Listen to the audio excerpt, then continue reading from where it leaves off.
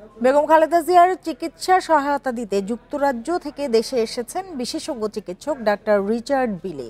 বেগম খালেদা জিয়ার স্বাস্থ্যের বিষয়ে আরও জানাতে এভার কেয়ার হাসপাতালের সামনে থেকে যোগ দিয়েছেন সহকর্মী নূরে আলম। শুরুতেই জানতে চাই যে কোনো নতুন তথ্য পেলেন কিনা, আর মেডিকেল বোর্ডের বৈঠকটি ঠিক কখন নাগাদ হতে পারে কিছু জানতে পেরেছেন?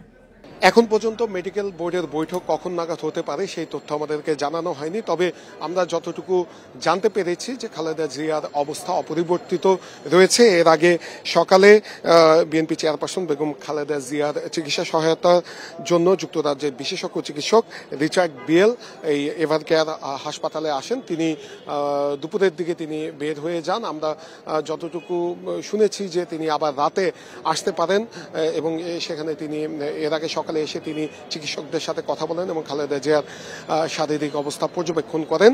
এর আগে গতকাল খালেদা জিয়ার ব্যক্তিগত চিকিৎসক ডাক্তার জাহিদ হোসেন আমাদেরকে জানান, যুক্তরাজ্যের চিকিৎসক দেখার পরে যদি মেডিকেল বোর্ড মনে করে তখন খালেদা জিয়াকে বাইরে চিকিৎসা দেওয়ার জন্য নিয়ে যাওয়া হবে।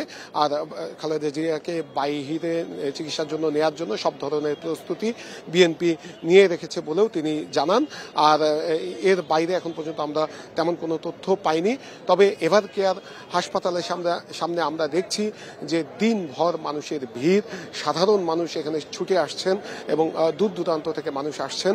তারা একটি বিষয় তারা চাইছেন যে খালেদা জিয়ার সুস্থতা, দ্রুততম সময়ের মধ্যে খালেদা জিয়া সুস্থ হয়ে উঠুক এবং গণতান্ত্রিক বাংলাদেশের নেতৃত্ব, তার নেতৃত্বে বাংলাদেশ পুরোপুরি গণতান্ত্রিক একটি দেশ হিসেবে গড়ে উঠুক, এমনটাই প্রত্যাশা এখানে আসা সাধারণ মানুষের।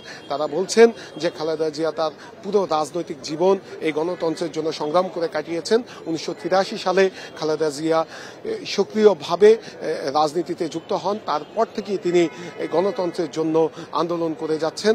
1983 সালের পরে তৎকালীন স্বৈর শাসক এরশাদের বিরুদ্ধে রাজপথে আন্দোলনে তিনি নেতৃত্ব দেন, যারই ফলশ্রুতিতে 1991 সালে নির্বাচন হয় এবং সেই নির্বাচনে বিএনপি নির্বাচিত হয়ে ক্ষমতায় আসে। এরপরে আবার 2009 সালের পরে এই দেশে স্বৈর শাসনের কবলে পড়ে এবং স্বৈরাচার শেখ হাসিনা গত 17 বছর মানুষের ভোটাধিকার শুধুমাত্র ভোটাধিকার কেড়ে নিয়েই থেমে থাকেনি। এই স্বৈরাচার এই খালেদা জিয়াকে মিথ্যা মামলায় স্বৈর শাসনের আমলে জেলে নেওয়া হয় এবং সাধারণ মানুষ বলছেন যে সেই জেলে বসে স্লো পয়জনিং এর মাধ্যমে খালেদা জিয়াকে অসুস্থ করে ফেলা হয়, যার ফলশ্রুতিতে আজকে খালেদা জিয়ার এই পরিস্থিতি হচ্ছে। তারা এই স্বৈরাচার শেখ হাসিনার বিচারও দাবি করেন। সে সঙ্গে সাধারণ মানুষ বলছেন যে গণতন্ত্রের জন্য খালেদা জিয়ার যে ত্যাগ এবং খালেদা জিয়া এই দেশের ঐক্যের প্রতীক, সকল ধর্ম বর্ণ রাজনৈতিক মতাদর্শের মানুষ খালেদা জিয়ার বিষয়ে ঐক্যবদ্ধ। আমরা এখানে দেখেছি একদম সাধারণ মানুষ ছুটে এসেছেন, যারা রাজনীতির ধারে কাছেও নেই। তারা সেই চিত্র আমরা এভার কেয়ার হাসপাতালের সামনে দেখেছি। নূরে আলম, আপনাকে অনেক ধন্যবাদ আমাদের সাথে যোগ দেওয়ার জন্য।